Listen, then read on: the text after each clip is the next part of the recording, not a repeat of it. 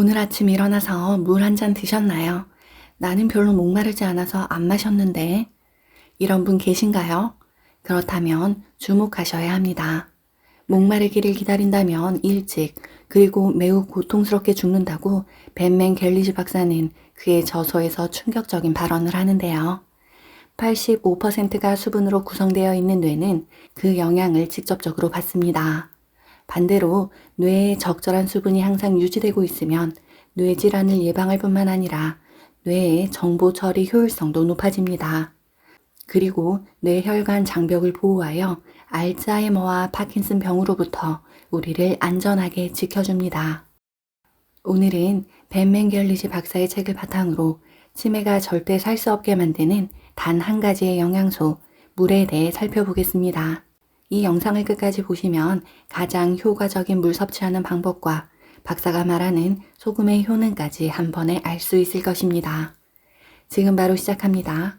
구독과 좋아요는 영상 제작에 큰 힘이 됩니다. 김영진 저자 역시 벤맨 갤리지 박사의 이론을 그의 책에서 말하는데요. 알츠하이머 치매는 뇌신경세포가 파괴돼 뇌가 쪼그라드는 질환으로 그는 말합니다. 수분 증발로 쪼그라든 건포도를 물에 담가두면 다시 팽창하여 탱글탱글해지는 것을 설명하며 우리 뇌신경세포도 이와 같다고 말하지요. 탈수로 쪼그라든 인간의 뇌도 물이 충분히 공급되면 원래의 상태로 회복돼 제대로 작동된다는 것입니다. 이때 단 하나의 조건이 있습니다.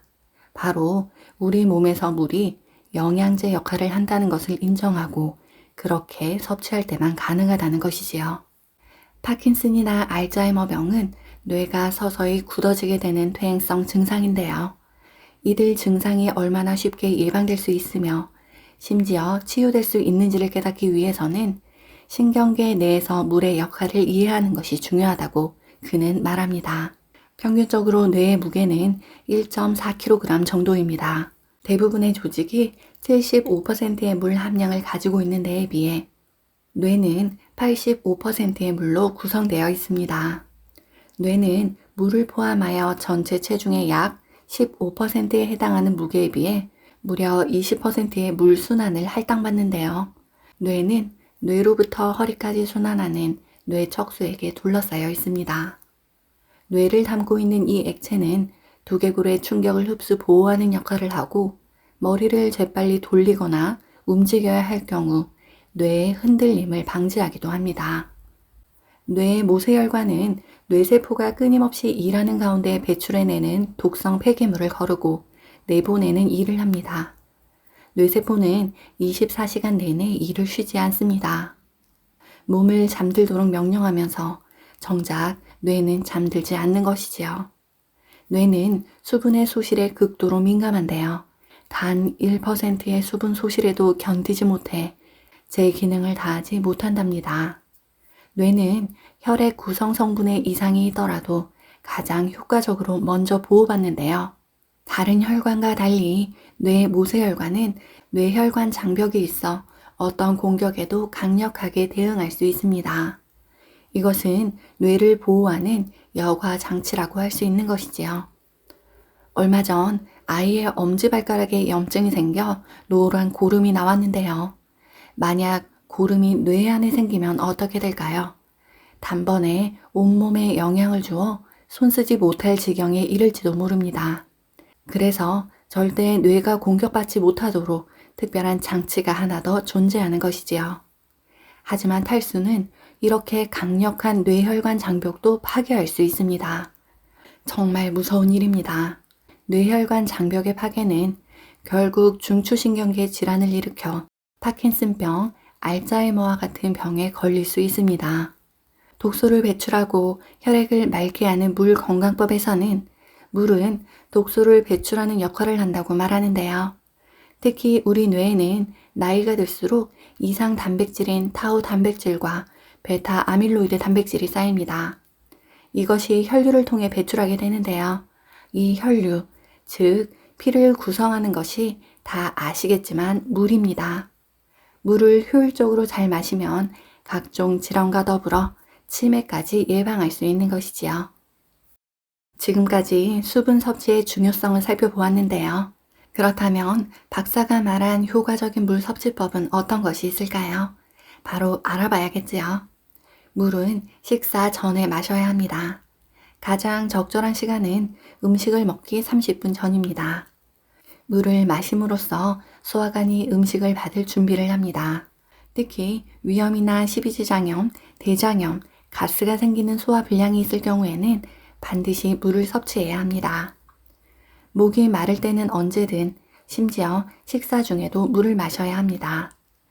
사실 식후에 바로 물을 마시면 오히려 소화에 방해된다고 알려져 있는데요.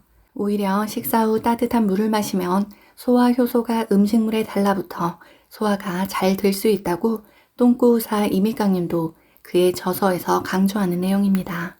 식후 2시간 30분이 지난 후 소화를 완수하고 음식물 분해 때문에 야기된 탈수를 바로잡기 위해 물을 마셔야 합니다.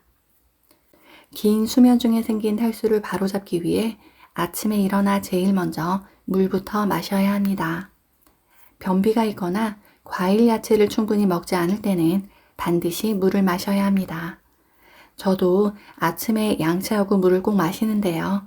우리 구독자님도 아침 보약, 물을 꼭 챙겨 드셔서 건강하시면 좋겠습니다. 최근 많은 책에서 소금의 긍정적인 면을 부각하는데요. 사실 물과 소금의 중요성을 알리는 데 있어 벤맨 갤리지 박사의 의견을 빼놓을 수 없습니다. 대가의 소금에 대한 생각, 바로 알아봐야겠죠. 소금은 오랫동안 혹평을 받아왔지만 이제 보충식품으로서 소금의 중요성이 인정되고 또 널리 인식되고 있습니다. 물과 소금, 칼륨이 인체의 수분 함량을 조절합니다. 과일과 채소에는 충분한 칼륨이 포함되어 있지만 천연의 소금은 들어있지 않지요. 이것이 소금을 따로 섭취해야 하는 가장 첫 번째 이유입니다. 소금은 뇌세포의 의사소통과 정보 처리에 반드시 필요합니다. 소금은 뇌세포에 쌓이는 과도한 산성 물질을 추출해내는데요. 그래서 알츠하이머 병에 걸리고 싶지 않다면 소금 섭취를 제한해서는 안 되며 이뇨제의 장기 복용을 하지 않아야 합니다. 소금은 뇌 속의 세로토닌 수준을 유지하는 데 꼭 필요합니다.